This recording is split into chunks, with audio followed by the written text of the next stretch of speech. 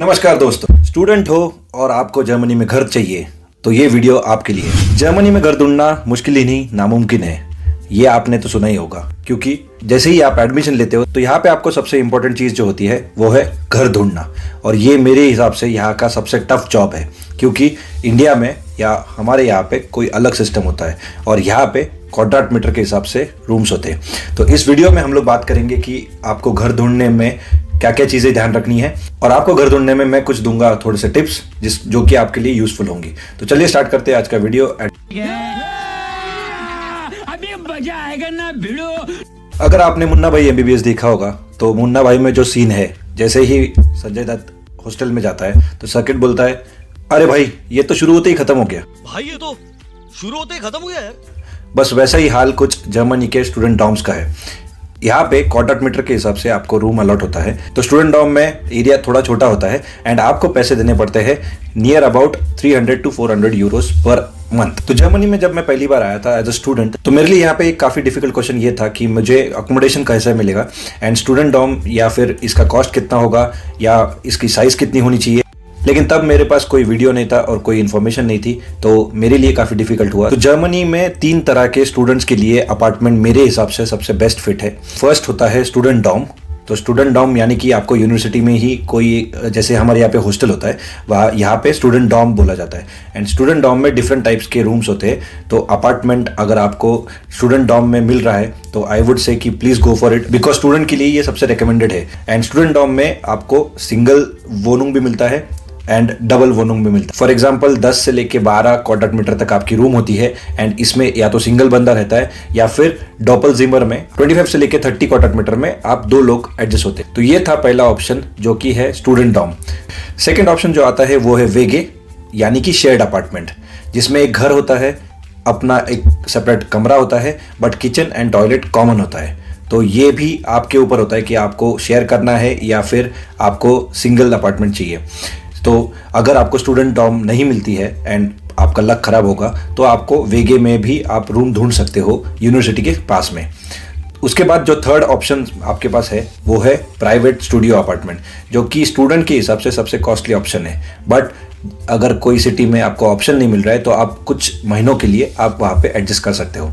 तो जब मैं जर्मनी में नया आया तो मैं स्टूडियो अपार्टमेंट में रहा था, इसलिए मेरे साथ ज़्यादा तकलीफ नहीं हुई, बिकॉज मेरे टॉयलेट एंड मेरा किचन उसी में इंक्लूडेड था एंड मैं मेरे हिसाब से सब चीज़ें क्लीन करता था and I used to plan myself in my own way.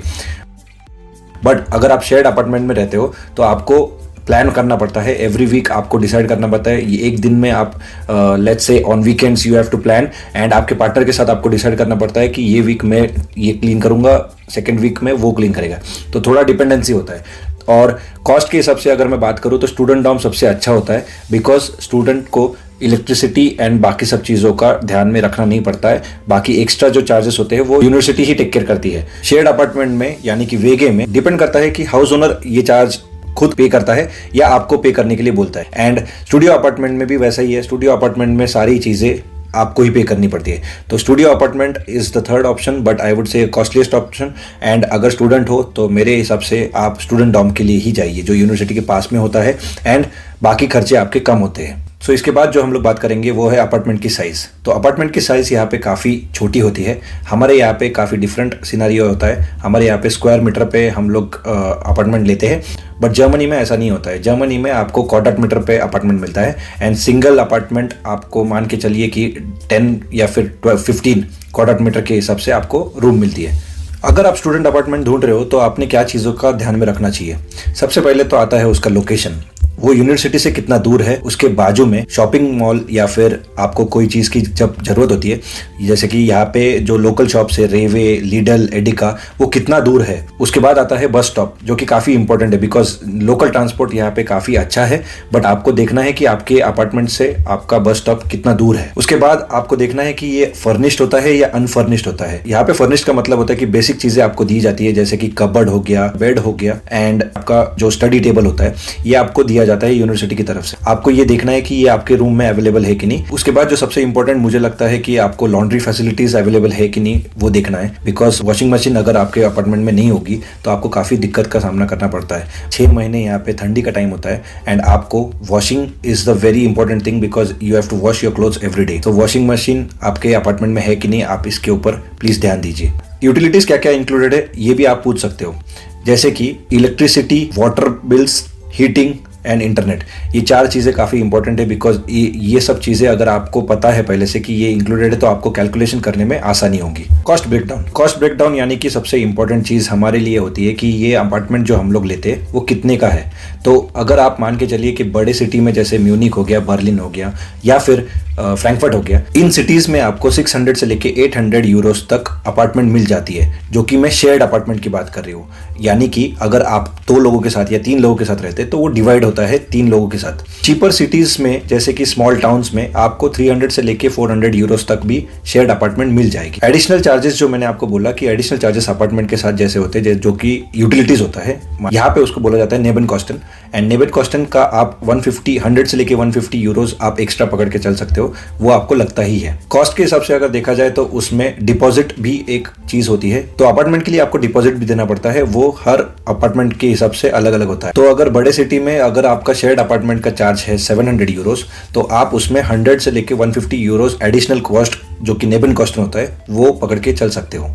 Apartment sizes, so apartment size student dorm का 10 से लेके 12 क्वाड्रेट मीटर तक होता है। वेगे जो होता है वो है करीब 25 से लेके 30 क्वाड्रेट मीटर तक। और प्राइवेट स्टूडियो अपार्टमेंट उसमें आपको 20 से लेके 40 क्वाड्रेट मीटर तक अपार्टमेंट मिल जाएगी, बट डिपेंड अगेन कि कौन से सिटी में आप अपार्टमेंट ले रहे हो।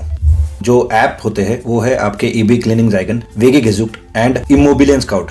इन 3 ऐप पे आपको अच्छे खासे अपार्टमेंट मिल जाएंगे। और इसमें आपको ये देखना है कि जैसे कि मैंने आपको जैसे साइज एक्सप्लेन किया एंड बाकी पैरामीटर्स एक्सप्लेन किया, इन सबको कंसिडर करके आपके लिए जो सबसे बेनिफिशियल है एंड यूनिवर्सिटी के पास में है, आप उसके साथ बात कर सकते हो। एंड और एक चीज़, अगर आप किसी हाउस ओनर से बात कर रहे हो तो आप प्लीज़ आपका एक ड्राफ्ट रेडी रखिए एंड उस ड्राफ्ट में आपको मेंशन करना है कि आपका नाम क्या है, आप किस यूनिवर्सिटी में आ रहे हो, एंड उसके बाद आपको लिखना है कि आपको लॉन्ग टर्म के लिए चाहिए या कितने ड्यूरेशन के लिए चाहिए। सो इन सब चीज़ों को एक ड्राफ्ट बना के आप मैसेज करो एंड ट्राई करो कि ये जर्मन में रखिए, because there are many people जिनको इंग्लिश नहीं समझ में आती।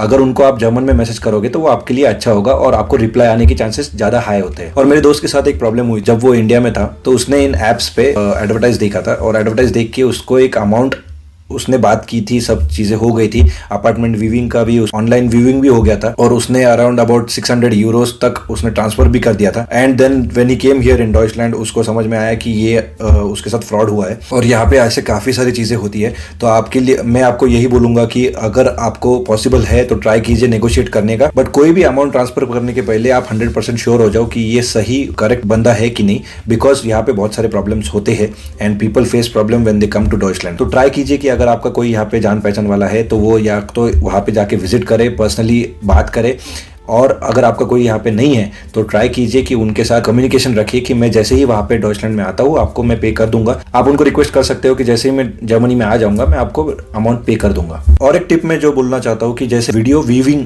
का ऑप्शन यहाँ पे होता है, तो आप जो भी बंदे से बात कर रहे हो उनको आप एक वीडियो वीविंग के लिए जूम कॉल पे या फिर टीम्स पे आप बोल सकते हो कि मुझे घर देखना है एंड वीडियो कॉल पे आप बात कर सकते हो। ये एक यहाँ पे एक ऑप्शन होता है जिससे कि आपको एक अंदाजा आ जाएगा कि आपका अपार्टमेंट कैसा दिखता है और कितना बड़ा है, तो आपका डिसीजन लेने में आपको आसानी होगी। सो कंक्लूड करने के बारे में मैं इतना ही बोलूँगा कि आप जब भी जर्मनी में इंडिया से या कहीं से भी आ रहे हो तो आप प्लीज़ ट्राई कीजिए कि आपको स्टूडेंट डॉर्म ही मिले, बिकॉज स्टूडेंट डॉर्म काफ़ी अच्छा होता है एंड ईजी है एंड आपका पैसा बहुत बचता है। अगर आपको स्टूडेंट डॉर्म नहीं मिलता है तो वेगे में भी आप रह सकते हो। तो वेगे के कुछ फ़ायदे ये भी होते हैं कि जैसे आपको स्टूडेंट के साथ बात करने के लिए मिलता है, आपका एक पार्टनर होता है जिसके साथ आप बात कर सकते हो, शाम को बैठ सकते हो, एंड आपका कॉस्ट ऑफ लिविंग शेयर होता है। आप कोई भी चीज़ घर में लाते हो तो वो शेयर होता है, तो आपका कॉस्ट थोड़ा इक्वली स्प्लिट होता है। एंड बाकी चीज़ों का भी ध्यान रखिए। इन सारी चीज़ों को याद करके आप एक अच्छा अपार्टमेंट आपको देख सकते हैं। तो ये था मेरा आज का वीडियो। इसमें मैंने आपको बताया कि कैसे जर्मनी में आपको एक अपार्टमेंट मिल सकता है एंड क्या क्या प्रॉब्लम्स है और कैसे कैसे उसको ओवरकम कर सकते हैं। अगर आपको किसी और इन्फॉर्मेशन की ज़रूरत हो तो प्लीज़ मुझे कमेंट सेक्शन में बताइए। मैं ट्राई करूँगा आपको अगले वीडियो में बताने के लिए। एंड मेरा काम है आपकी लाइफ यहाँ पे ईजी करना, तो इसीलिए मैं बनाता हूँ छोटे मोटे वीडियोज़ एंड जिससे कि मैं आपको इन्फॉर्मेशन दे सकूँ जर्मनी के बारे में। तो मिलते हैं नेक्स्ट वीडियो में एंड तब तक के लिए टेक केयर एंड जय महाराष्ट्र।